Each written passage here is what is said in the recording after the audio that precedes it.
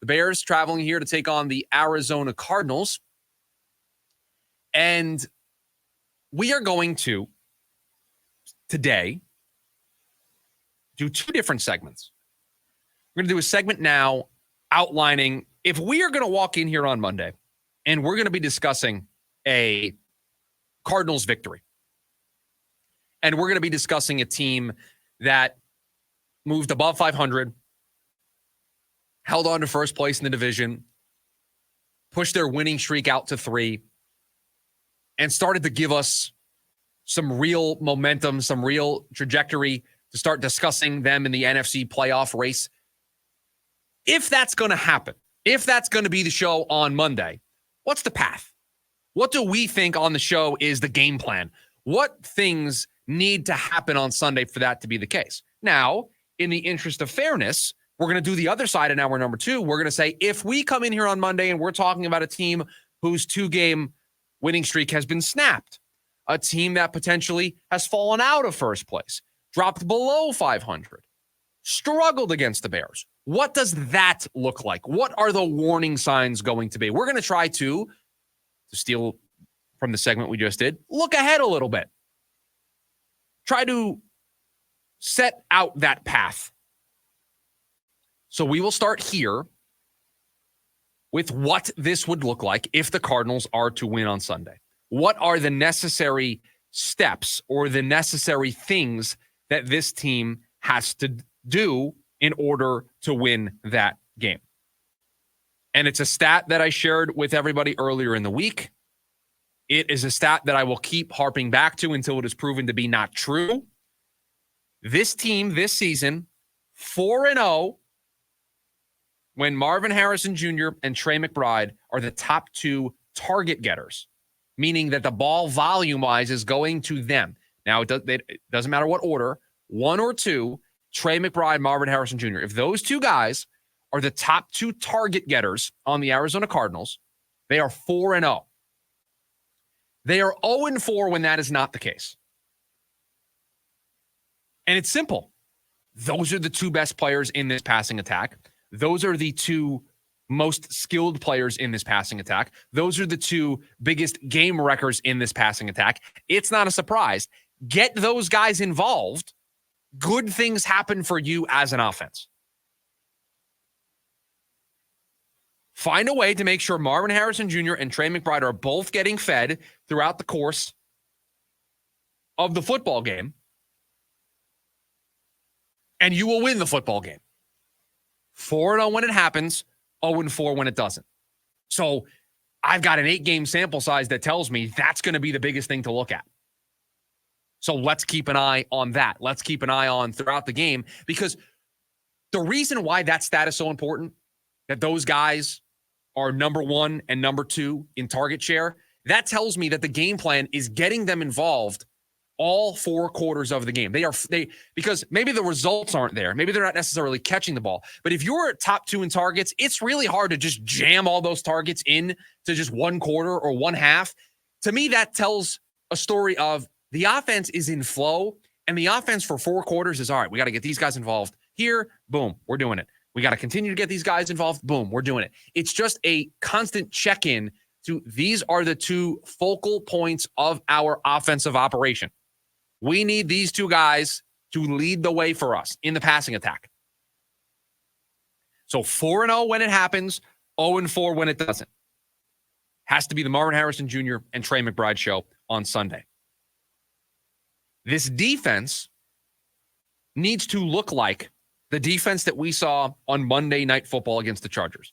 The defense that we didn't think they could have on Monday night against the Chargers. At least I didn't. Didn't think they could play that gritty, tough, hard-nosed, physical style of football for 4 quarters and just keep pace with what the Chargers would want to do. Felt like they were going to get worn down over the course of the game, but they didn't. They answered the bell. They answered the call. They showed up and met the moment. That defense needs to show up again against the Chicago Bears. This is a Bears rushing attack that is 11th in football in rushing attempts per game. So a top 12 offense in rushing attempts, not yards, They attempt the 11th most rushes per game on a per game basis. So it's a team that looks to run the football. They're top 10 in rush play percentage. They want to run the football. They want to play a similar style with a defensive-minded head coach like the Chargers played. We've got Caleb Williams, great, but we're also going to be really good defensively. We're going to run the football, and we're going to control things up front.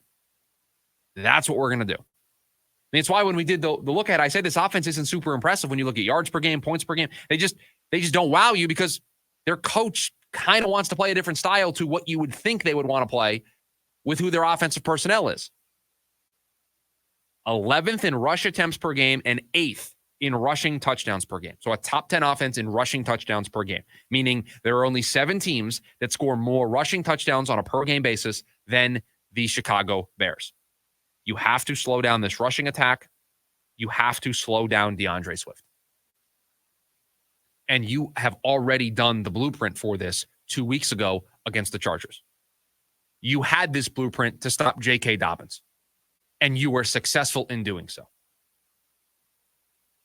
So, got to get Marvin Harrison Jr. and Trey McBride involved. You have to slow down the Bears' rushing attack. It is a key component of what they want to do, and you have to look like the team that you were against the Chargers. And another reason why the Cardinals, if they are to win this game on Monday, it's going to be because the Bears are looking like they're going to be without 3 offensive linemen on Sunday. 3 offensive linemen. Remember what we were just talking about running the football? Kind of hard to do that if you've got 3 offensive linemen who for the last 2 days at practice did not participate. I haven't seen the Friday injury report for the Bears. Maybe we'll check on that during the break and see. But 3 offensive linemen not participating in practice each of the last 2 days. Wednesday was a walkthrough, so it was just an estimate of what they would be. But Thursday, they were out there for practice, did not participate. So 3 offensive linemen out leads right into the point we were making before about got to play like you did on Monday against the Chargers. Got to have that level of defense, attack the run. This is a good running football team. And they're also looking to be without 2 defensive backs in Brisker and Kyler Gordon. So 2 DBs potentially out for the Bears, 3 offensive linemen out potentially for the Bears on Sunday. So the Cardinals, normally on the wrong end of the injury bug, when you look at the injury scales for both teams, normally the scale is heavily favored to the Cardinals, that things aren't normally going their way. They're facing a team here on Sunday coming off of the Hail Mary by Jaden Daniels, which I think is another reason we can add to this list of why the Cardinals might win this football game, is they might still be reeling off of that. It was the talk all week long. It did not go away. It was a conversation. And they're injured. 3 offensive linemen potentially, 2 defensive backs potentially. We'll see what the final status report looks like for these guys on Friday. And if that is already out and I haven't seen it yet or it comes across during the show, we'll make sure to get that information to you. But the injuries are kind of favoring you. We'll talk about the injuries for the Cardinals here at the top of the hour. So Marvin Harrison Jr., Trey McBride got to be involved.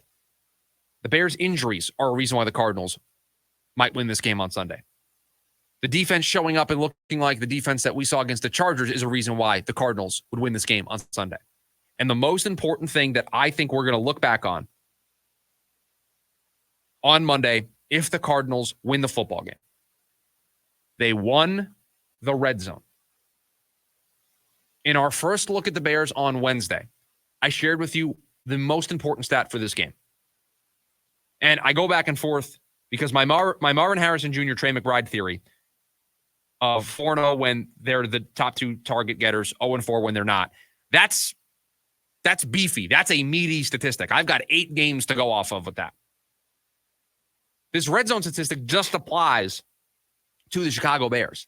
But the Bears are the best offensive team in the red zone, meaning they are the best at when they get down into the red zone, they convert those opportunities into touchdowns, not field goals. And then on the defensive side, They're the best at making sure you aren't turning those opportunities into touchdowns, and instead you're settling for kicking field goals. They're the best at both ends. And so I think if we get to Monday morning on a Reaction Monday edition of the show, and we are talking about an Arizona Cardinal team that defeated the Chicago Bears, that moved to 5-4, that are on a 3-game winning streak, that maybe by the time we get on the air on Monday have added to their pass rush group or have made trades ahead of the NFL trade deadline on Tuesday. If that conversation is going to take place, if we can look into the crystal ball, it is going to be because the Arizona Cardinals, when they got down into the red zone, they turned it into touchdowns. They did not leave points on the board. They did not settle for 3 instead of scoring 6. And then their defense has a bend but don't break philosophy. Yeah, you might be able to get down there, but when you get down there, you're also kicking field goals. You're not scoring touchdowns. That is where this game is going to be won or lost for the Arizona Cardinals. If they are able to win the red zone, and in all honesty, it's really just one part of it. You probably don't need to win both.